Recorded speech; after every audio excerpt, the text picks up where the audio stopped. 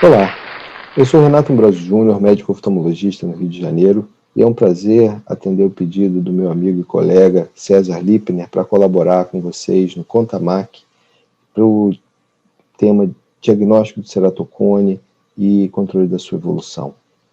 Esse é um tema que me interessa muito, a gente trabalha com isso já há muitos anos.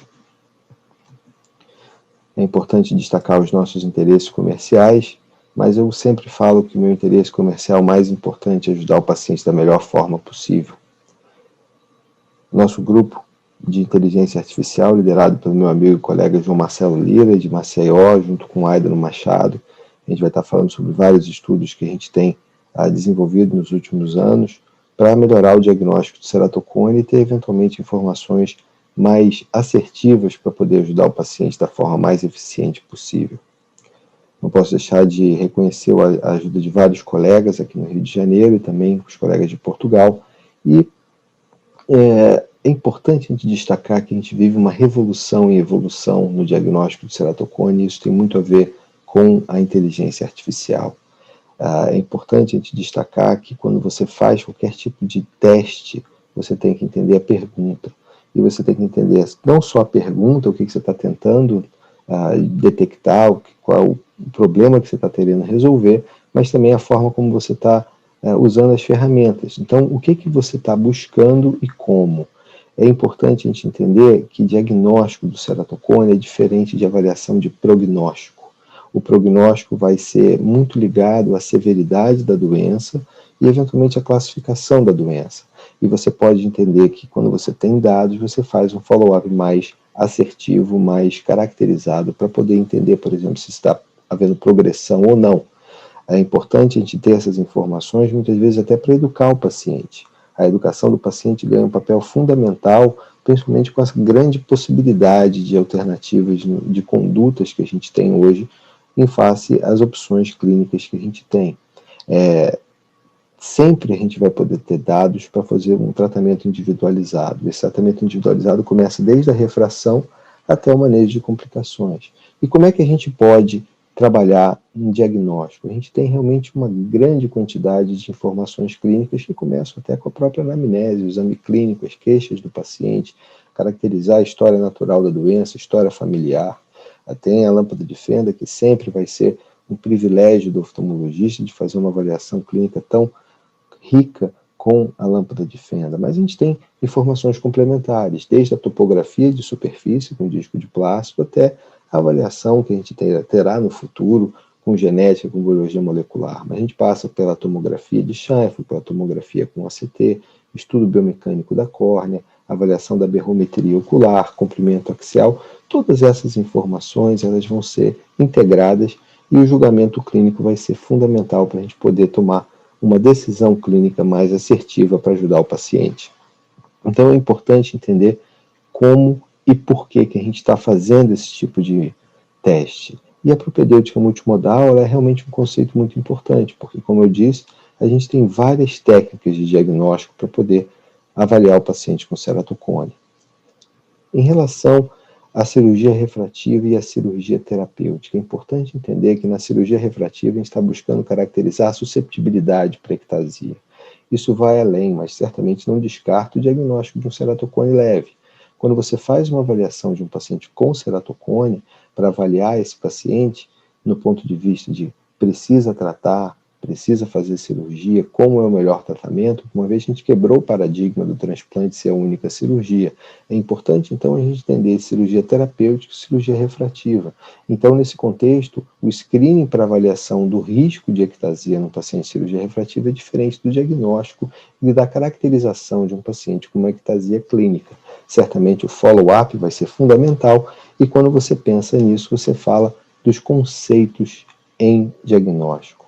Você começa com a avaliação clínica, você tem a aquisição dos dados, você vai usar os parâmetros, e esses parâmetros eles vão ser mais ou menos confiáveis de acordo com dois aspectos, a precisão e a acurácia. A precisão é a repetibilidade do parâmetro.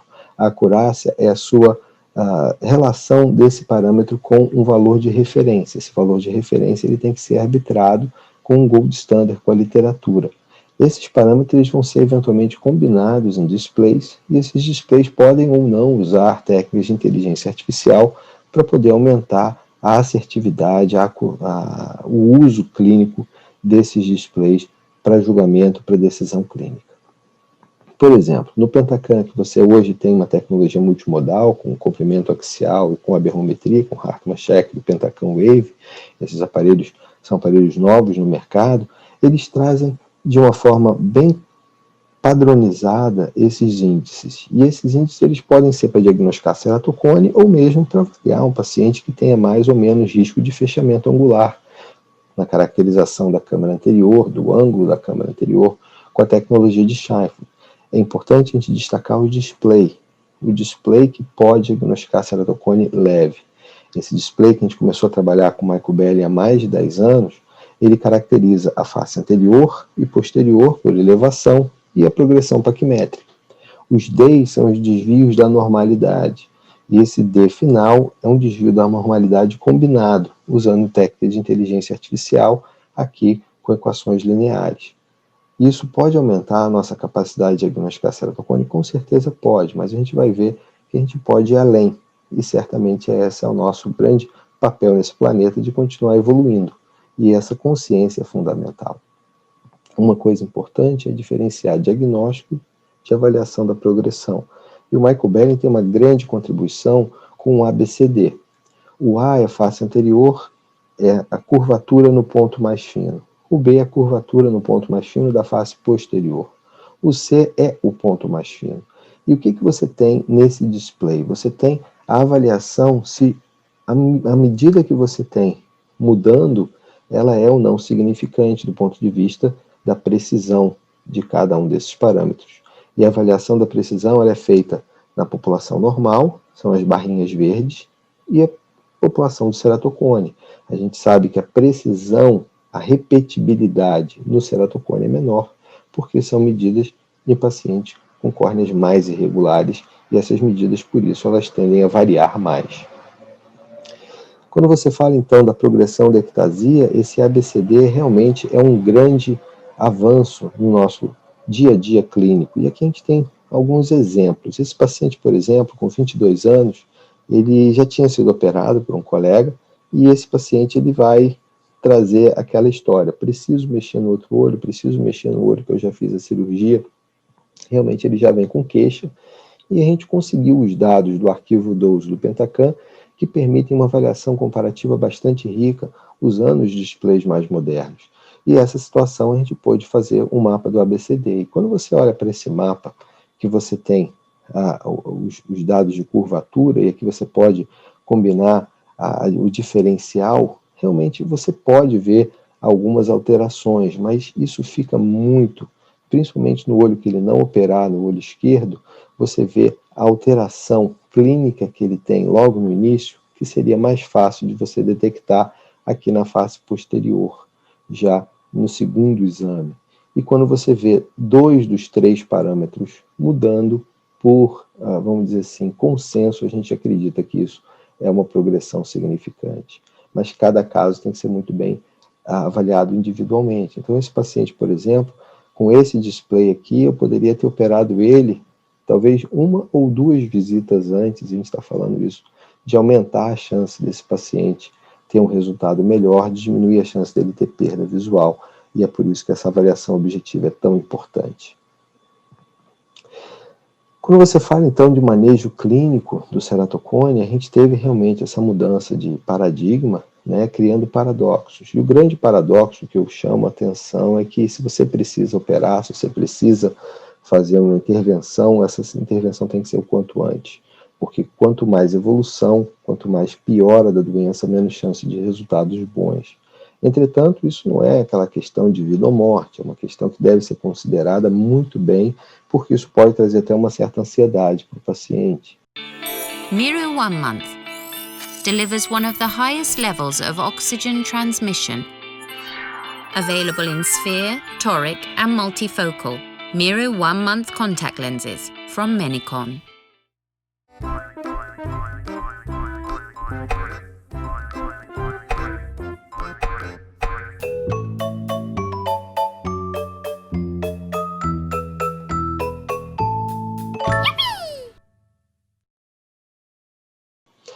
Mas então a gente tem dois grandes aspectos, a reabilitação visual e a estabilidade do ceratocone e da ectasia. Para avaliação da reabilitação visual, eu considero cada vez mais o papel da aberrometria ocular. É uma super autorrefração que permite você entender a qualidade ótica do paciente. Um trabalho que a gente fez alguns anos atrás, que ganhou tanto o prêmio Varilux em 2010 como a medalha Hermir Soares em 2011, a gente viu no estudo retrospectivo a comparação do óculos que o paciente tinha e a avaliação da refração que eu pude fazer melhor. Todos esses pacientes tinham refrações relativamente recentes. E você viu uma melhora significante, até 6 linhas de visão, com uma refração mais bem guiada pela aberrometria. Hoje a gente tem várias formas de fazer aberrometria, incluindo a aberrometria com Hartmann-Check. Por exemplo, esse sistema da Essilor, o ONE 700, você tem uma avaliação multimodal, com topografia, com aberrometria, com Hartmann-Check, que você pode realmente fazer várias aplicações. Uma aqui, um caso de um paciente que a gente fez o crosslinking e fez uma adaptação de uma lente escleral. E essa adaptação, você faz uma sobre-aberrometria. Você vê aqui que a topografia parece bonitinha, mas na verdade a gente tem um paciente com ceratocone muito avançado, uma ceratometria bem alta, é um paciente que a gente até chama um caso heróico, que a curvatura dele era mais de 65 dioptrias, mas a gente fez o crosslinking para estabilizar essa doença e a adaptação da lente escleral, felizmente, foi com muito sucesso. E você vê que a qualidade da visão do paciente está excelente. Realmente, paciente feliz, família feliz, médico feliz, e uma caracterização dessa situação muito interessante.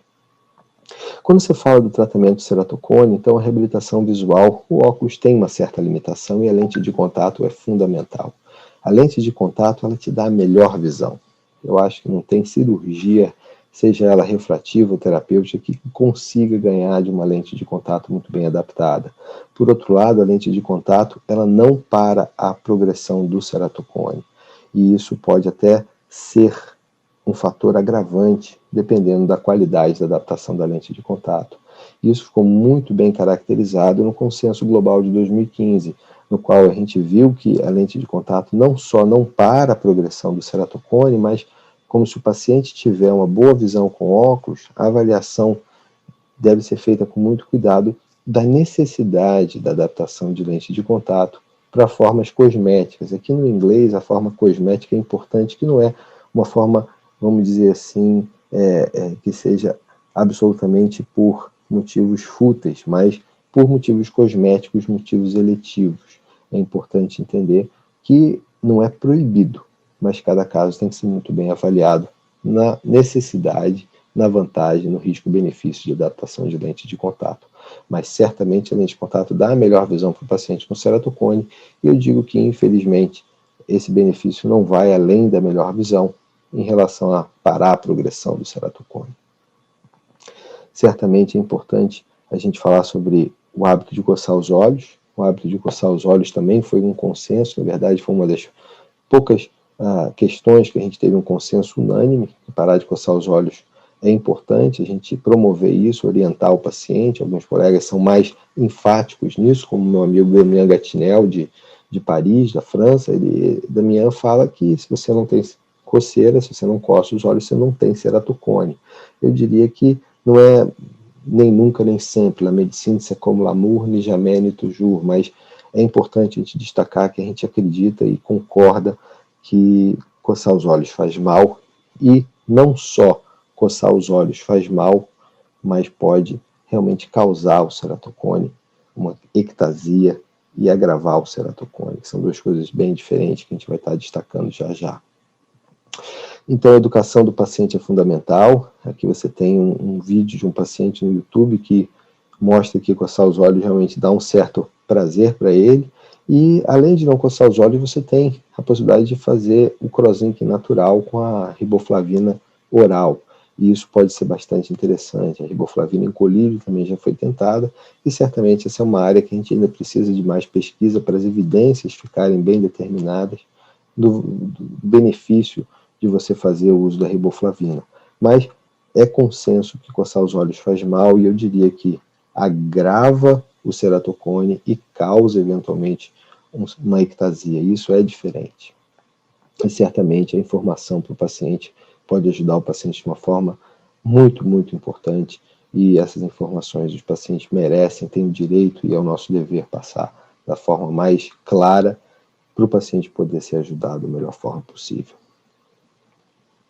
Em relação à cirurgia refrativa, a cirurgia refrativa trouxe vários avanços para o ceratocone e o entendimento da ectasia pós-LASIK pode realmente trazer muitas informações para a gente. Seiler descreveu em 98 3 casos de ectasia pós um tratamento para alta miopia, no qual o impacto da cirurgia na córnea realmente causou uma desestabilização biomecânica. Alguns meses depois, ele publicou um caso de forma frouxa de ceratocone, aqui caracterizando a forma frouxa de ceratocone como essa alteração na curvatura anterior, e esse paciente com uma fragilidade biomecânica, uma biomecânica alterada no pré-operatório, foi insultado pela cirurgia, descompensou a biomecânica e teve a ceratectasia, assim chamada, progressiva. Isso mostra para a gente a patofisiologia do ceratocone, da ectasia, que é realmente ligada à propriedade biomecânica da córnea e o impacto do ambiente. O impacto do ambiente, como a gente destacou, coçar os olhos é fundamental. Mas um grande conceito aqui é que qualquer córnea pode eventualmente desestabilizar e desenvolver ceratocone ou ectasia. E isso deve ser muito bem entendido por todos os pacientes e por todos os médicos. O Brad Runderman ele fez uma grande contribuição combinando fatores aqui da topografia e da cirurgia, incluindo aqui a questão da idade. A idade é um substituto da biomecânica, porque quando o paciente é mais jovem, ele ainda não tem um crosslink natural, e o paciente mais jovem tende a ter uma biomecânica mais fraca. Mas não é todo paciente jovem que tem córnea fraca, e nem todo paciente mais velho que vai ter uma córnea mais forte também. Então, essa medida só não é sensível, como também não é tão específica assim, mas é um parâmetro muito importante e ele agrega na avaliação do risco. Quando você fala de topografia, você tem aqui a forma frouxa do ceratocone como a anormalidade mais alta, e certamente é aqui que a gente talvez tenha a maior oportunidade de evoluir no entendimento, na conceitualização do risco de ectasia. O que é forma frouxa de ceratocone? Forma frouxa de ceratocone pode ser descrita por Rabinovitz como um paciente com uma topografia irregular e ainda uma lâmpada de fenda normal e uma boa visão com óculos. Essa seria a forma frouxa por Rabinovitz.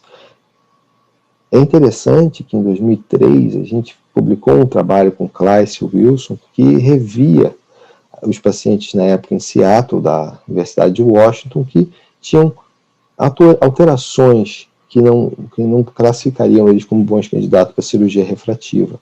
E esses pacientes muitas vezes têm a topografia como grande ponto aqui para você identificar. E esse paciente eventualmente pode ser chamado de forma frouxa de ceratocone, mas alguns casos se apresentam com assimetria. E essa assimetria, que entra a questão de unilateralidade aqui, que pode ser muito debatida, o paciente com esse tipo de situação, o Kleiss, no editorial de 2009, chamaria esse tipo de olho esquerdo desse paciente, com a topografia normal, como a forma frouxa.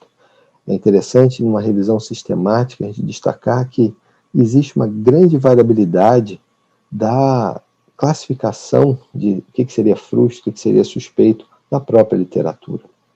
O fato é que a gente não tem consenso.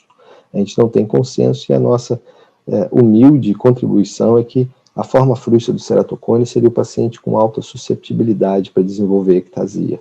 Isso precisa ser muito bem entendido com a propedêutica multimodal, com estratégias de você identificar essa susceptibilidade além da topografia, certamente sem descartá-la. Então esse caso entra em questão. Um paciente que fez um LASIK em 2008, e esse LASIK, apesar de ter um leito residual aceitável, ter um PTA relativamente baixo, ele faz uma ectasia. E quando você olha para a escala de cores, 1.5 aqui, descrita por Kleiss e Smolek, essa escala tem um amarelinho aqui, que muita gente chamaria, isso aqui é um fator que chamaria atenção para um caso de forma frouxa de ceratocone.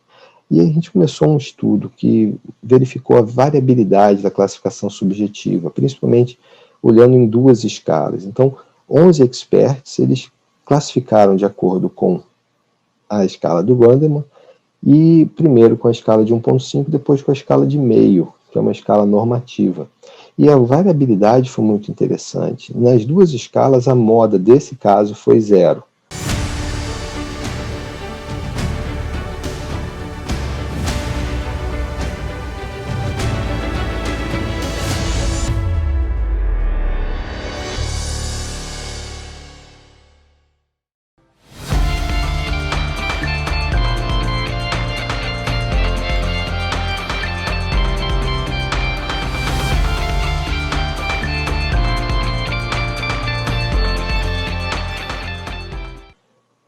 Entretanto, variou de 0 a 3 na primeira escala e de 0 a 4 na segunda escala.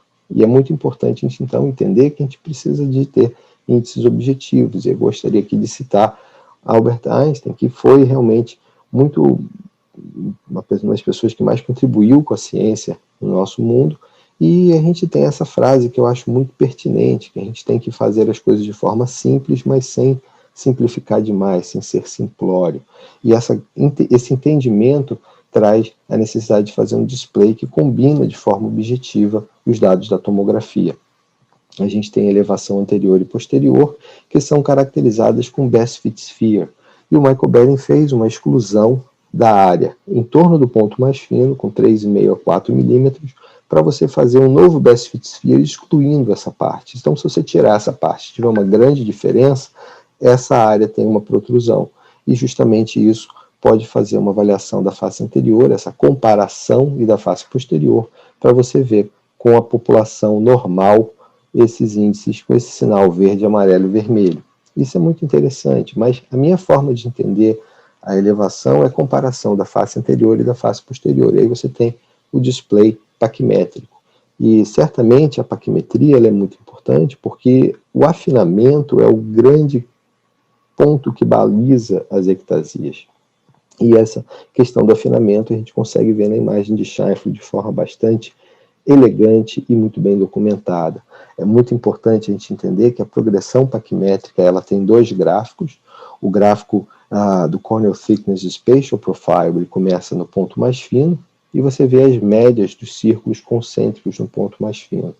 O percentual de aumento, o Percentage of Thickness Increase, o PTI, esse PTI você tem um aumento em relação ao ponto mais fino e começa com 0%, porque o ponto mais fino é 0% maior do que ele mesmo.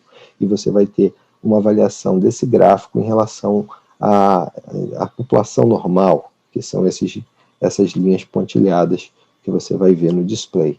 E certamente esse caso ele traz uma oportunidade para você eventualmente testar e até treinar a inteligência artificial para você poder melhorar o diagnóstico de ceratocone ou de suscetibilidade para ectasia. Então esse caso, por exemplo, ele tem um D relativamente alto e uma progressão paquimétrica relativamente alterada, e isso traz para a gente uma evidência que a tomografia pode aumentar a nossa sensibilidade para detectar a susceptibilidade de ectasia. Ectasia pode acontecer em outras cirurgias, como o PRK e o SMILE, que estão tendo um impacto biomecânico menor. No caso do SMILE, esse caso na literatura, a gente teve a chance de observar em detalhe o pentacam pré-operatório. E esse paciente ele tem realmente uma condição que a gente chama de um ceratocone de baixa curvatura. Isso pode ser realmente uma questão controversa, porque Rabinovitz já em 89 já descreveu que o ceratocone tem curvaturas mais acentuadas, acima de 47,5. Mas aqui um paciente pode ter uma topografia que é alterada, os índices do KKS e vários outros índices topométricos bem alterados. Isso caracterizaria um ceratocone com baixa curvatura, com relativamente curvatura baixa. Isso é importante a gente entender a sensibilidade, a especificidade e o cutoff de cada um desses parâmetros. Isso está na literatura. A gente tem alguns artigos de revisão e também essa carta que a gente publicou no JCRS em 2015, que traz esses parâmetros que podem ajudar muito no dia a dia da interpretação clínica. Uma outra questão interessante é a diferenciação do ceratocone e do ORPED causado por lente de contato. Esse artigo publicado nos Arquivos Brasileiros de Oftalmologia em 2016, a gente tem dois casos que a gente traz, um olho contralateral, que tem a topografia normal e uma tomografia alterada, você vê aqui alterações tomográficas, de um paciente que tem um ceratocone assimétrico, uma forma frouxa de ceratocone no olho direito, e um paciente com uma topografia alterada nos dois olhos, que o usuário de lente de contato, e a tomografia ajuda você a entender que esse paciente não tem de fato uma ectasia, e esse caso é o ORPED.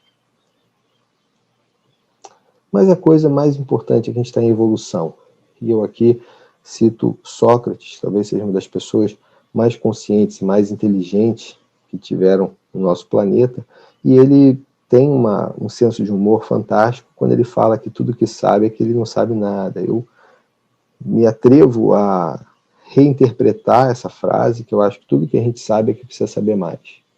E a gente já sabe muita coisa e precisa saber cada vez mais. A nossa consciência de necessidade de evolução, ela é fundamental. E no caso aqui, você vai para a propedêutica mais avançada. Você tem a propedêutica com a tomografia segmentar. A tomografia segmentar, ela permite você ver segmentos da córnea, como o epitélio, o estroma, e você pode entender isso de formas diferentes. Dan Weinstein começou esse trabalho com ultrassom de altíssima frequência, com vários trabalhos e várias contribuições da importância do epitélio, da córnea, dessa avaliação tomográfica do epitélio.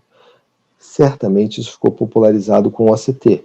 O OCT ele permite, com o SpectroDomain, uma caracterização segmentar. O trabalho do David Huang com a Ian Lee, com seu grupo fantástico, foi fundamental para democratizar a avaliação segmentar da córnea. Alguns anos atrás, isso faz parte da tese de doutorado da Marcela Salomão, a gente fez um artigo de revisão do papel do epitélio para entender a cirurgia refrativa. Aqui é o olho contralateral de um paciente com ceratocone no outro olho, você tem um afinamento do epitélio, e esse afinamento ele se mostra cada vez mais avançado em casos mais avançados de ceratocone ou ectasia. Isso também pode avaliar um paciente que operou um anel, por exemplo. Esse paciente tem um efeito, uma hiperplasia e um afinamento do epitélio, para você entender a suavização que essa topografia vai ter no futuro, num segundo tempo, depois de 3, 6 meses, e isso tem muito a ver com o remodelamento epitelial. O remodelamento epitelial, você pode ver também no estudo da própria Baumann. Isso é realmente uma evolução muito grande na caracterização da córnea. E trabalhos muito interessantes, como o do grupo de Bangalore, do Roy Chet, junto com Abhijit Singh-Roy. Mas a gente continua evoluindo, e além da evolução do shape, você vai para a biomecânica. E a biomecânica a gente tem, juntamente com as propriedades biomecânicas da córnea, você tem as propriedades biológicas da córnea. E a biomecânica, como diz meu amigo, colega Rubel Oliveira, é um exame do passado que eventualmente nunca existiu, porque na época da ceratotomia radial, quando a cirurgia refrativa foi introduzida, esse estudo biomecânico seria até mais importante, porque a cirurgia de fato alterava a biomecânica, e o mecanismo de ação era essa alteração estrutural da córnea para você ter o aplanamento com a cirurgia de ceratotomia radial. Mas hoje a gente consegue fazer isso com basicamente 2 grandes aparelhos. O Ocular Response Analyzer, que foi introduzido em 2005, a gente trabalhou desde essa época com a introdução desse nosso falecido David Luce, que é um tonômetro de sopro que faz uma planação bidirecional. Essa planação bidirecional nada mais é que quando você sopra a córnea com a variação do tonômetro de sopro, você tem uma planação de entrada, a córnea continua deformando e depois ela volta. Isso era muito imaginado, mas a gente já tinha a P1 e a P2, e a diferença seria a esterese. Vários trabalhos foram muito bem feitos, como a tese brilhante do Bruno Fontes, de doutorado, na qual ele teve o prêmio Trautmann de 2008, que a gente viu que a esterese pode ser igual e você tem um sinal bem diferente. E aqui você vê o overlap tanto da esterese como do CRF. Então, a avaliação desse sinal da deformação, ele seria, vamos dizer assim, um ponto de chave que você poderia aumentar a sua capacidade de entender o paciente com ceratocone.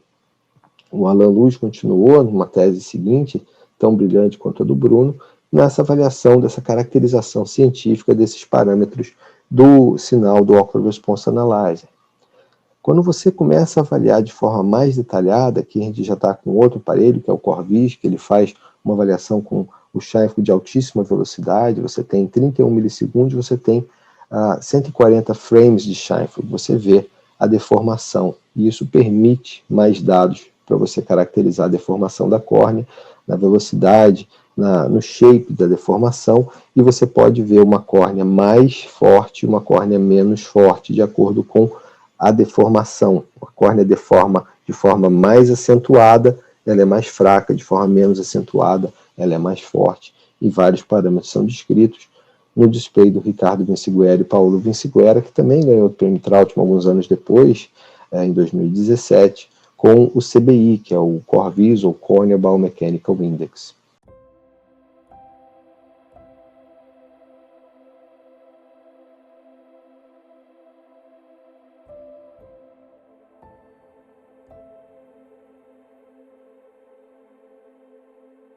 Hello, everybody. My name is Jason Nichols, and I'm the program chair for the Global Specialty Lens Symposium and our new meeting, the Global Myopia Symposium. We look forward to bringing you cutting-edge information each year.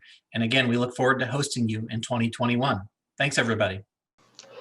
A nossa abordagem é a combinação da tomografia e biomecânica. Sempre foi esse o meu plano, o meu sonho de você combinar esses dados para você poder ter informações mais objetivas. E para isso você precisa de inteligência artificial. E para isso você precisa entender o que você está buscando. Então, veio a tese do Bernardo Lopes, que realmente colocaria de forma caracterizando os objetivos de você entender qual população você está buscando com parâmetros bem definidos. Esses parâmetros bem definidos vão ter sensibilidade, especificidade, e você vai ter combinações usando inteligência artificial com técnicas de validação interna e externa, e essa implementação clínica vai ser usada. Então aqui tem o nosso trabalho publicado em 2017 da integração com a tomografia e biomecânica, e você tem 94 olhos com topografia normal, usando critérios objetivos, o KISA, o IES, o Central K, que são realmente critérios para mostrar que essas topografias são de fato normais, e esses pacientes você tem uma sensibilidade maior com o TBI.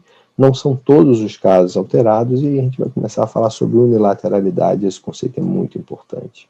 Então esse display, que hoje a gente tem o ARV, que é a combinação Ambrosio, Roberts e Vince Guerra, trabalho fantástico da Cynthia Roberts, que tem, usando o Random Forest, o TBI. E isso continua em evolução. Mas a gente tem casos como esse, uma topografia normal, um paciente com 20/15 de visão, uma tomografia ainda normal, mas alterações. E muita gente falaria, poxa, isso não seria um falso positivo? Eventualmente você até pode chamar, mas quando você olha para o outro olho, que é um paciente com ceratocone leve, a gente começa a ver a importância de você ir além da própria tomografia, no sentido de você aumentar a sensibilidade. E esse tipo de caracterização permite você entender se esse olho contralateral desses pacientes VAE, que são Very Asymmetric Ectasia, eles são ou não alterados do ponto de vista de susceptibilidade para a biomecânica, como a gente chama de forma frustra. É interessante, por exemplo, você ver a susceptibilidade para ectasia de um paciente que a gente publicou em 2010. Esse paciente tem uma alteração tomográfica leve e biomecânica leve. Com o outro olho tendo evoluído para ectasia, uma ectasia relativamente sem explicação, quando você olha para a integração do TBI, alguns anos depois, você vê realmente essa alteração de forma bastante marcada. Isso é realmente muito interessante, muito importante, principalmente quando você vai fazer estudos populacionais e avaliação do risco de ectasia em um paciente que seria candidato com parâmetros anteriores, com parâmetros clássicos relativamente normais. Como eu falei para vocês, a gente tem que continuar evoluindo sempre. A gente precisa entender que o TBI foi desenvolvido com inteligência artificial e tem realmente uma grande vantagem sobre os outros parâmetros. Mas na literatura começaram a aparecer casos de TBI baixo nesses pacientes VAE. E a gente tem uma alta seleção desses casos. São pacientes que têm topografia, tomografia e biomecânica normais. E esses pacientes, eventualmente, podem dar para a gente a oportunidade de otimizar o TBI. No estudo multicêntrico, a gente passou de 94 olhos para 543 olhos com topografia normal em um paciente que tinha ectasia no olho contralateral. Realmente, essa amostra é muito, muito abrangente e permite a gente entender que a gente pode ir além, pode melhorar, pode otimizar com inteligência artificial. E só para entender, nessa amostra, o BED-D, que é um parâmetro muito, muito robusto, muito acurado, você tem uma sensibilidade bem alta e especificidade para detectar os casos clínicos de ectasia, os pacientes com ceratocone, aqui 1.084 ceratocones, um olho randomizado de cada paciente, 449 olhos não operados com ectasia desses pacientes que têm topografia normal no outro olho. E você vê que, quando mesmo otimizando, você tem uma sensibilidade relativamente baixa, mas é importante entender que esses casos todos são detectados como normais na topografia com os índices objetivos. E a inteligência artificial permite aumentar com machine learning, você aumentar a acurácia usando técnicas de aprendizado de máquina. E você tem aqui o resumo, né, de um dos parâmetros, você vê o aumento tanto dos casos clínicos, você tem um aumento na acurácia, mas esse aumento ele é mais percebido com os casos que são de topografia normal. Você tem um aumento praticamente de 10% na sensibilidade, até um pequeno ganho na especificidade também. Mas você ainda tem esses casos que tem topografia normal, que tem um TBI baixo. E aí a gente precisa lembrar que a ectasia pode ser unilateral. E esse é um caso que a gente publicou também em colaboração com o Dan Weinstein, que esse paciente fez o anel no lado direito e tudo era normal no olho esquerdo, desde a primeira avaliação, 20/20 mais de visão sem correção. E uma córnea com uma espessura boa, com espessura bem normal, topografia bem normal. Esse paciente mudou para Londres e o Dan pôde fazer todos os estudos, inclusive o mapa epitelial com ultrassom de altíssima frequência, que fez o algoritmo dele normal. O Damian Gatinel tem um trabalho muito interessante com o Orbiscan, com o Score Analyzer, que também veio normal, e esse paciente se mantém estável. Ele veio depois para uma avaliação e o TBI dele, que também era normal desde a primeira vez, ele continua estável. Então, realmente, a ectasia pode acontecer unilateral, mas é importante lembrar o consenso, novamente, que o ceratocone é uma doença bilateral. O ceratocone é bilateral, mas ectasia pode acontecer de forma unilateral por motivos mecânicos. E esse paciente, por exemplo, ele admitia que ele coçava mais o olho direito do que o olho esquerdo, e isso trazia para ele a questão da ectasia. Concluindo, eu queria colocar para vocês o papel da inteligência artificial, mas isso é um paradoxo, porque quando você fala em medicina individualizada, que a inteligência artificial vai permitir a gente fazer decisões individualizadas para cada caso, a gente precisa entender que a gente precisa ainda trabalhar com a medicina humanizada. E essa medicina humanizada, essa necessidade de educar o paciente, ela tem muito a ver com o que a gente fala dessa frase hipocrática, que a gente cura poucas vezes, alivia muitas vezes, mas sempre tem que confortar o paciente. Isso é a nossa missão, é o nosso trabalho como médico, e a inteligência artificial vai nos ajudar a tomar decisões clínicas, mas a gente não pode esquecer desse trabalho de confortar o paciente, que muitas vezes é relativamente desafiador, considerando todo esse ecossistema de prestação de serviço, saúde pública, saúde suplementar que a gente tem no Brasil. Mas eu diria que a avaliação do paciente com ceratocone e a possibilidade de ajudar o paciente com os procedimentos de crosslink, implante de anel, adaptação de lente de contato, toda essa avaliação propedêutica pode permitir uma decisão clínica bem consciente para a gente ajudar o paciente de forma sem precedente, como a gente nunca pôde antes. Eu gostaria de falar para vocês sobre o curso que a gente está organizando, é o Masterclass sobre Imagem Multimodal, onde a gente vai aprofundar muito mais em cada um desses conceitos que a gente destacou aqui. Essa é uma parceria com meu amigo e colega Milton Yogi, e eu fico aqui com os meus contatos e à disposição de vocês para qualquer dúvida, qualquer interação, qualquer colaboração que a gente possa eventualmente ser útil. Um grande abraço e agradeço mais uma vez a atenção e a oportunidade de colaborar com esse excelente evento sobre lente de contato, sobre ceratocone. Um grande abraço, eu sou Renato Ambrosio Júnior, falando do Rio de Janeiro.